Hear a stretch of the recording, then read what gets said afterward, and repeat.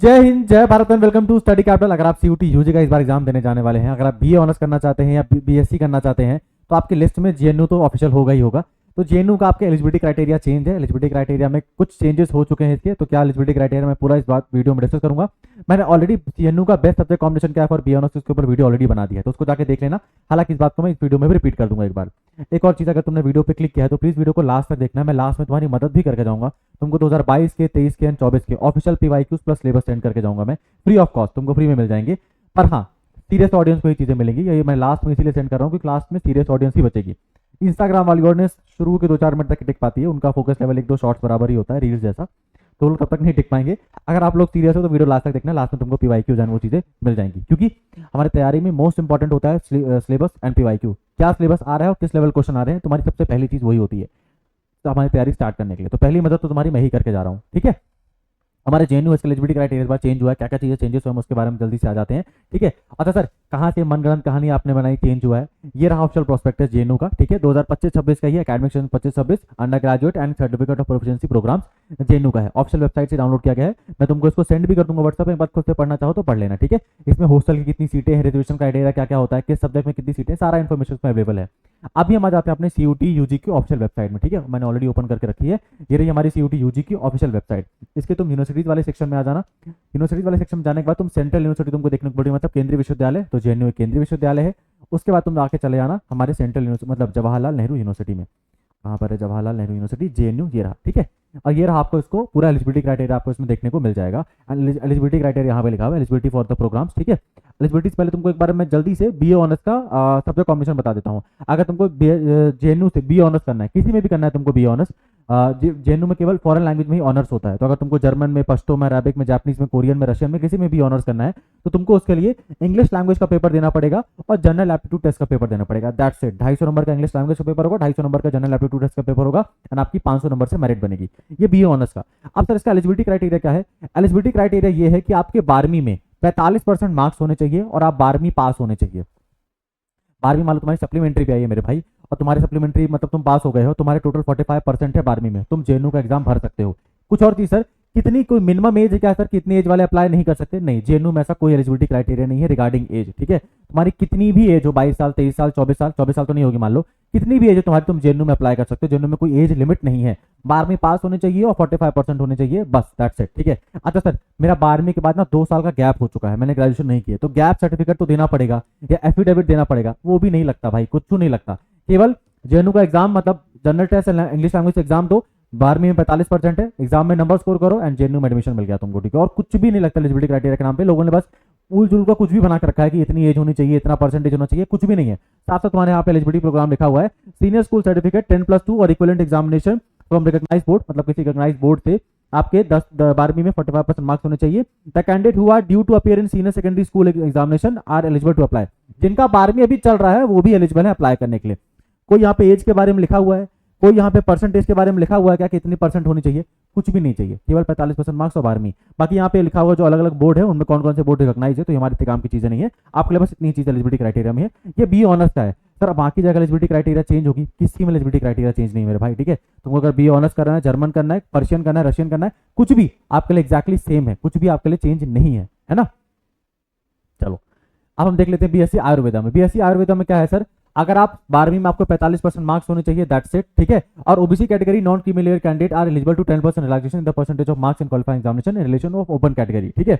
तो आपके इसमें मतलब रिजर्वेशन वाले क्राइटेरिया बताया हुआ है, जो रिजर्वेशन फॉलो होता है वही यहाँ पे फॉलो किया जाएगा।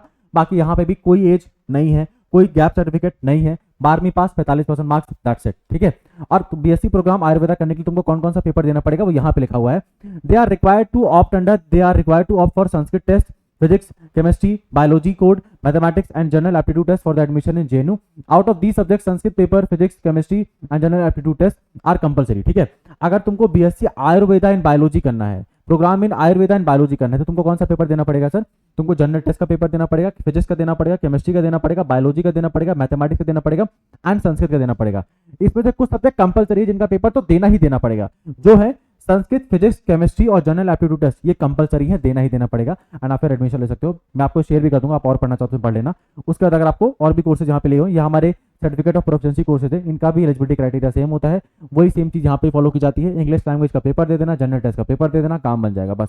जेएनयू में बीकॉम नहीं होता है, तो जो नालायकों ने बीकॉम के ऊपर वीडियो बनाया है यूट्यूब में, जाके उनको अच्छी अच्छी बातें लिख दीजिए कि भाई थोड़ा तो पढ़ ले एटलीस्ट, है ना, ये तो पता कर ले कि बीकॉम होता भी है जेएनयू में कि नहीं होता है। तो B honours and BSc program का जो एलिजिबिलिटी क्राइटेरिया था मैंने तुमको बता दिया, कुछ भी एलिजिबिलिटी क्राइटेरिया नहीं है मेरे भाई, तुम फालतू में परेशान हो रहे हो, ठीक है।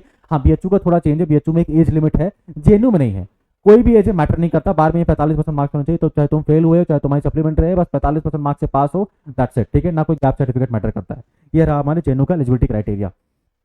अब एक और चीज सर, अगर आप बोल रहे थे कि हमारे जो कुछ लैंग्वेज फॉरेन लैंग्वेजेस है वो हट गई हैं, तो फॉरेन लैंग्वेज का तुमको पेपर देने का मतलब ही नहीं बनता।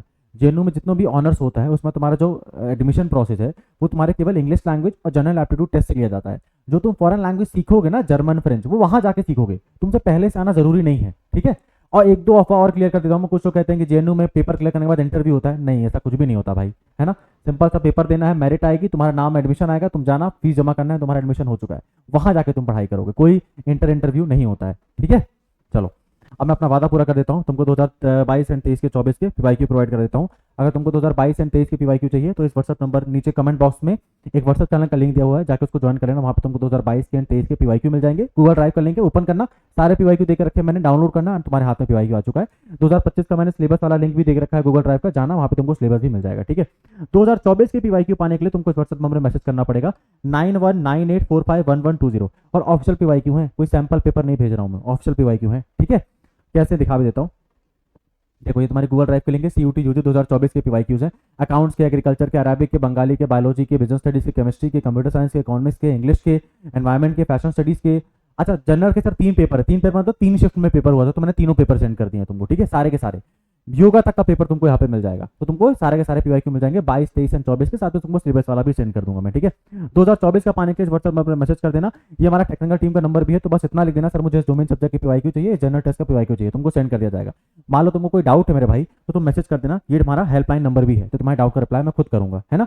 जो पीवाईक्यूज होते हैं हमारी टेक्निकल टीम सेंड कर देती है, जो डाउट होते हैं वो आर्काइव में डाल दिए जाते हैं, फिर जब भी मैं आता हूँ आपके डाउट का रिप्लाई मैं खुद करता हूँ, ठीक है। लास्टली चैनल को सब्सक्राइब कर लो, क्योंकि तुमको सीयूटी यूजी में इतना ऑथेंटिक चैनल नहीं मिलेगा, ठीक है। मैं कभी भी तुमको मिसलीड करने के लिए वीडियो नहीं बनाऊंगा, मैं खुद इन चीज़ों से बहुत ज़्यादा परेशान हो चुका हूँ, मतलब मैंने खुद काउंसलिंग कराई है, उस समय इतनी चीज़ें नहीं होती थी, मैंने खुद इन गलत काउंसलिंग मतलब वीडियो के चक्कर में जो मैंने यूट्यूब में देख लिया था, मैंने अपना 1 साल बर्बाद किया है, तुम्हारे साथ में वो नहीं होने दूंगा। काउंसलिंग तक तुम्हारी मैं मदद करता रहूंगा।